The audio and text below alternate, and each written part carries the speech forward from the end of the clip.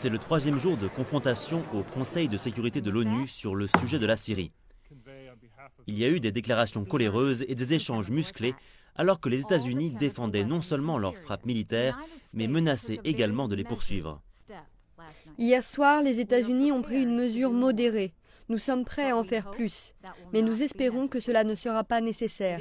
Il est temps pour l'ensemble des nations civilisées de mettre fin aux horreurs qui se produisent en Syrie et de demander une solution politique. La Russie a déclaré que les tirs de missiles américains en Syrie étaient un acte d'agression flagrant et barbare.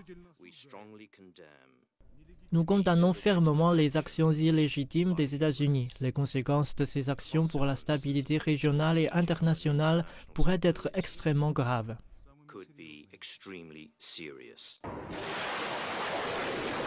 Les États-Unis ont reçu le soutien de plusieurs membres du Conseil de sécurité, dont le Royaume-Uni, la France, le Japon et l'Italie.